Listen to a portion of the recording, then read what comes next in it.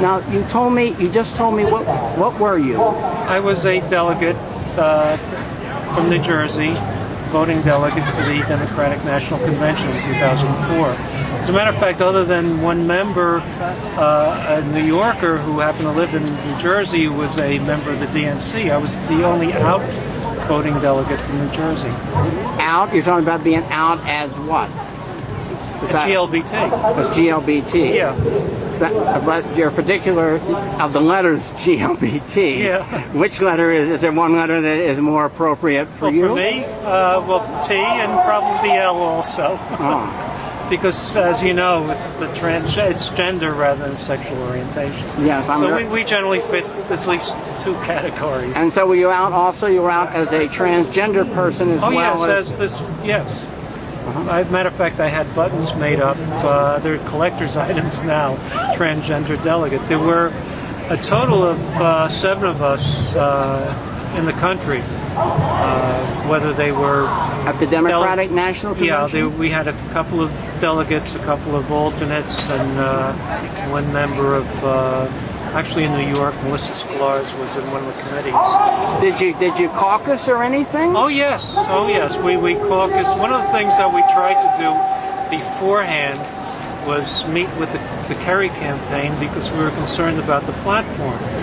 The platform basically talked about gays and lesbians, but totally excluded us. And we did have some people on the platform committee that did try to get us included. Kerry people were, I think, much too conservative. And how did the gay and lesbian caucus? Were they a separate, or were you part of the gay? We were part of it. Yes. Oh, you were part of that. Definitely. It was called the GLBT caucus. Oh. And actually, most of the people that we met, it was a great opportunity to meet people, not only gay and lesbian delegates, but everyone throughout there. And have you seen? And they understood, and a lot of people fought for us. And have you seen the articles, like in the New York Times, when was it Betty Becomes Bill or something? It was recently featured in the lifestyle section about people that get married and then undergo gender change and I in know some plenty states of people like that. Matter of fact, I was married as well. So, but it's interesting. The marriage laws impact transgendered people differently on a state-to-state basis. Yes, yeah, we have in New Jersey actually several. We had someone here. She just came back from Montreal with her surgery. She's part of a same-sex couple. They have 3 children. They've 2. But are you recognized if you become changed genders? Is your new gender legally recognized in New Jersey law? Yes. So then you would be legally, if after a surgery, same-sex couple. Yeah. We have several that I'm aware of. Yes. Wait a minute, I'm saying, but if you came back as a woman and you married a man, you would essentially, in a way, you'd be a heterosexual couple, but one member of that couple would have been a trans person, have undergone sex reassignment surgery. We have several legally married couples in the state.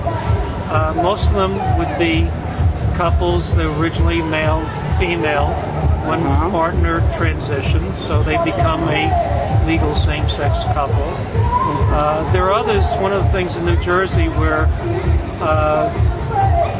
since New Jersey does recognize the sex change, we have, for example, a biological man married to a transgender, transsexual woman, recognized as a woman, but that's a opposite sex couple. But we also have some transgendered couples where one party is transsexual, married a transgendered partner before they transitioned.